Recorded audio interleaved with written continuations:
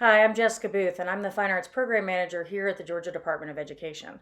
And we're joined on this series of 4 webinars by some fantastic adaptive art teachers from Fulton County Schools, which is a school district in metropolitan Atlanta.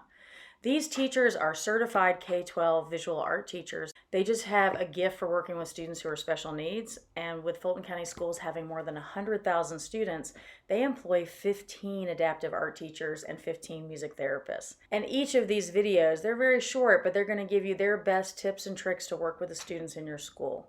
Now remember, you're always going to follow your local school district guidelines, and you're always going to want to work in conjunction, hand in hand with the special education teachers in your building.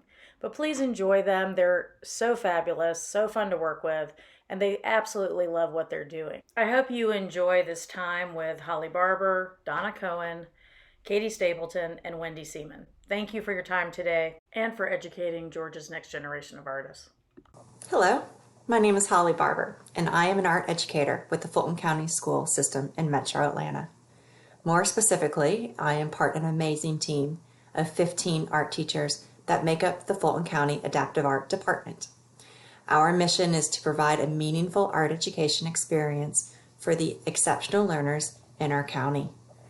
Our lessons deliver the art curriculum in a manner appropriate for each child. Our teachers support individual student goals and learning through a variety of art-based activities. Adaptive art seeks to provide the K-12 art curriculum using techniques and tools that address the learning styles of our exceptional students. In this session, I will be discussing art lesson adaptations. I will be providing information about techniques for modifying lessons for students with special needs in the art classroom. Today, I will highlight 6 categories: working in layers, tearing and gluing instead of painting or coloring, step-by-step drawing, texture rubbing, printing and stamping, and using pre-cut shapes or traceables. Working in layers is a great way to help students break down the steps to a project by focusing on one part or skill at a time. Then you can bring it all together for a more meaningful and often better looking work of art. So the image on the left is done by a general art students. These are Cezanne's apples, a still life project. So you can see that on the left, everything is done on one piece of paper, the drawing and the painting all done with steps on one piece of paper. Now when we break it down and say, okay, on one piece of paper we're going to work on the background, and then on another piece of paper we're going to work on the plate and apples, then cut it out and glue it to the background, it makes a little more sense to our artist, and it creates a cleaner final product. This is another example of layering with a lesson after we learned about Jean-Michel Basquiat and his crowns. So on the background, we've focused on creating a painting using horizontal and vertical lines. And then on another sheet of paper, we learned how to draw a crown, and then they could color the crown. And being able to cut it out really helped because a lot of the students didn't stay in the lines and they were just coloring all over the paper. And so it gives us being able to cut it out and glue it onto the background, again, gave it that cleaner finish. And this is an example using multimedia layers where you can start with a paint, and then they also added some tissue paper for the table. Again, breaking it down into little sections to make it easier for our students. And then they could draw the pot on a separate piece of paper, get it the way they want it, color it, cut it out, add it on. It's just a good technique. Okay, these are 2 more examples of multimedia and layering. So the image on the left with the apples, you can see it's printmaking in the background, and then in the foreground it could weave a little basket to go on top. And then on the image on the right, say your students were working on drawing a cityscape, but for your special needs students, it's possible that maybe they just draw like one layer for the background, and then on separate sheets of paper draw and design some buildings which they can add to on the foreground. And these are just a couple more examples of how layering can help break down the steps for our students. Okay, this next section is about tearing and gluing instead of painting or coloring. This example is an Alma Thomas inspired project. On the left, you can see that the general ed students have used paint to complete this project, but then on the right, you can see that this is the same project, but just using torn paper. Tearing is a great skill for any student, but our children with special needs especially. Tearing is a pre-cutting skill. It's working on those fine motor skills. So anytime you can use tearing, it's a great way to do it. This may be appropriate to use when using paint. May not be the best option for the student that you're adapting for. Okay, here a student is using torn paper instead of paint to make a sunset. The teacher example is on the left, and on the right you can see the student working on their assignment. When choosing to modify a project for your special needs students, it's important to think about what is the main focus of the lesson. What is the student trying to learn from the lesson? And can the student still benefit from the project if it is modified for your students? So that's just something to think about in each and every case. So as an art teacher, you know that adding torn paper is a great way to add texture to your artwork. So if your students are using some kind of applied texture in their drawings or paintings, think about adding in torn paper for your special needs students to help them with that texture that they can actually feel and see. And then on the right, these are cute little torn paper owls.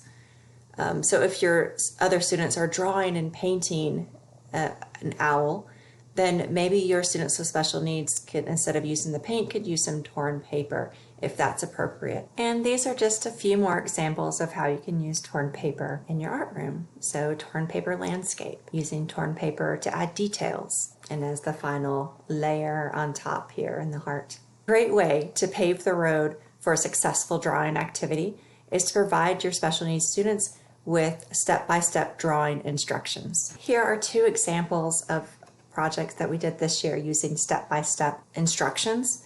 And I have to say, I was very pleased and surprised by how well that these students followed the step-by-step instructions, and then they were very proud of their work. Okay, this is another great example of using step-by-step, using Klimt-inspired artwork. And so they were given instructions to draw the tree, and then they could add in their own animals, as you can see here. And the result was really nice. Okay, texture rubbing. Texture rubbing provides auditory and sensory feedback for many of our students on the autism spectrum. It also makes coloring more interesting. It's more engaging. If you've ever had a student in your class that you're trying to get them to color, and they just color a little bit and then they stop. Well, try giving them a texture sheet underneath there, and it might hold their attention a little bit longer. So texture rubbing adds interest to the projects and makes coloring more fun.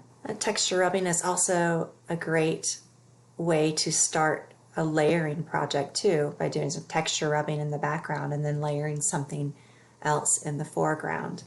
And in this case, we did some stamping, printmaking, and that's going to lead us to our next category.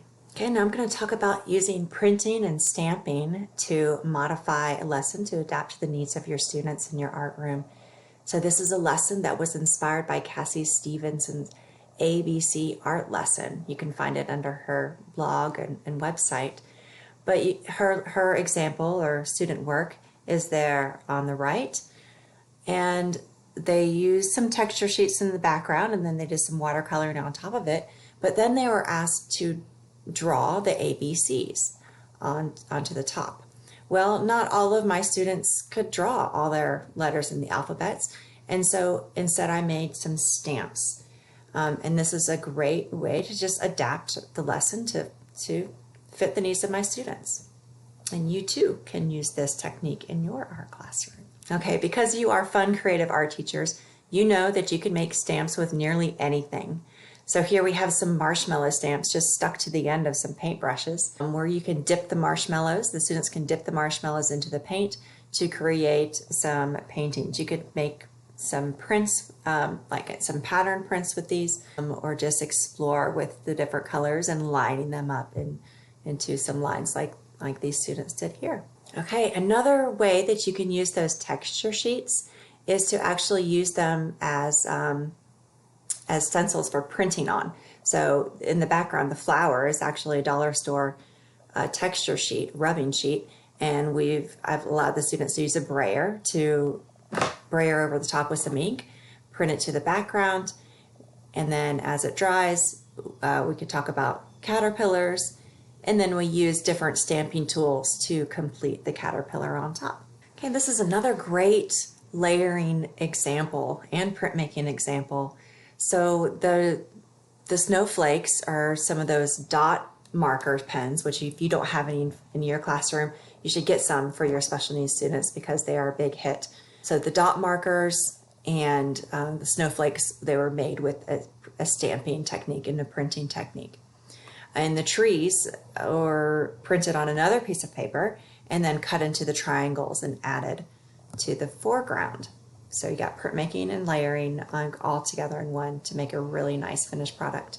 So here's an example where the students are using a container to stamp some circles. So say you were doing a project in your general art classroom that you had to have the students draw some shapes or even trace some shapes. Well, it might be easier for your students with a special need to stamp their shapes instead of drawing them. So circles aren't the only shape that you can do. You can do rectangles and squares. Just have to find the right container to stamp with. Okay, the image on the left is a project that you might do in your general art classroom. Well, this might be a little more advanced than for the special needs students in your class. So here on the right is a pretty drastic alternative, but it's still using lines and stripes and shapes. So in this case, they could use some pre-cut shapes to apply to the striped background. Okay, these are a couple more examples of how to successfully use some pre-cut shapes. For the birds, they were learning about primary colors and the three basic shapes, circle, square, and triangle. On the right, it was a space project, and they were using shapes to create a picture. Both these situations, using the pre-cut shapes was beneficial for the students. These are two examples for using traceables. In this situation, they were traceable blocks and maybe some traceable like pre-cut squares and rectangles where they could build their buildings. These are just all about giving the students the tools that they need to have a successful art experience. So whenever you have a project for your students where they're being asked to draw simple shapes and anything really, think about having some traceables on hand. Cut it out of some cardboard or any kind of thick cardstock. Just having some on hand for your students may help determine if the student can participate in the project or not. And a little tip for using traceables is oftentimes it's hard for them to hold both trace and hold at the same time, but if you get some of that blue painter's tape and add it to the back, and you can pick it up and move it around. Okay, and this last example is a project that was either for middle school or high school, where they used a traceable object to create a design of an overlapping design, and the outcomes were really nice. In closing, I want to leave you with two questions to ask yourself when making modifications to your lesson plans for your students with special needs. Think about your student. What is the most important goal or standard that I want my student to learn?